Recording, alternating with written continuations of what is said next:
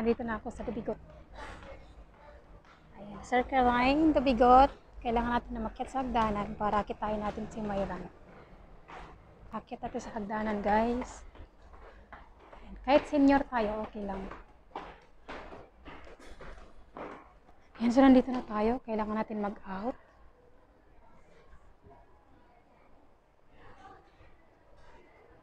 Hindi ko alam kung saan siya banda. First time ko siyang i-meet.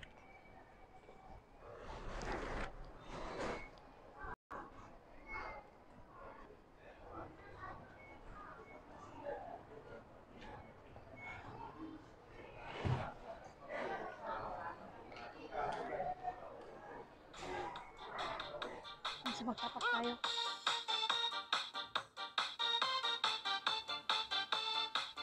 Okay, so after tayo ng escalator. Nasa labas daw siya, nasa swing na siya, naghintay. Sa isa pang escalator, guys. Ayan, so may mga okay-okay din po dyan sa loob.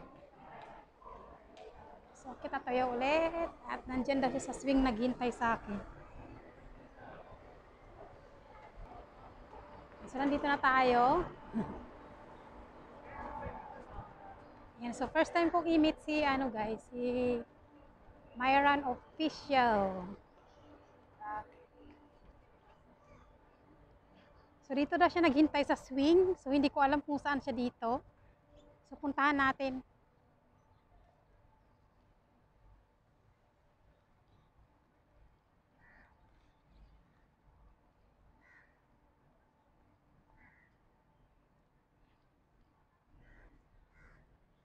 Siya ba yan?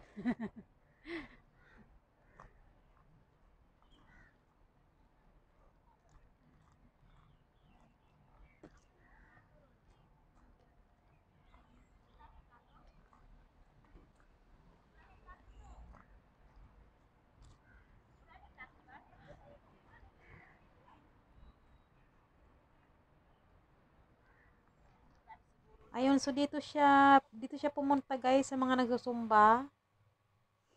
Mali, nasa kabila pala siya. Ayan, nakita na kami. Kailan birthday mo? May 14 birthday ko.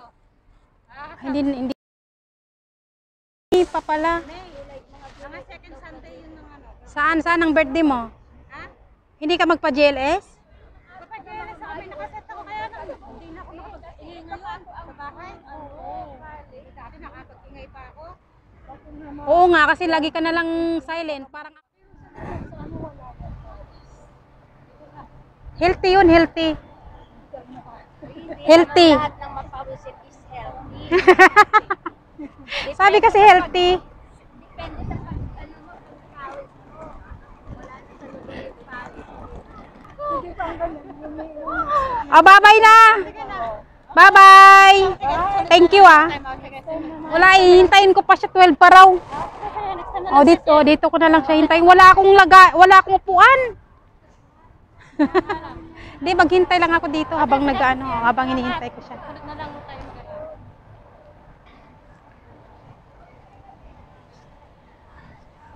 Ayan, so pauwi na sila guys, sila Myran Official guys. Hindi ko man lang sila napakain ng bangus kasi wala akong banig at saka wala rin akong plato, pinggan at saka kutsara.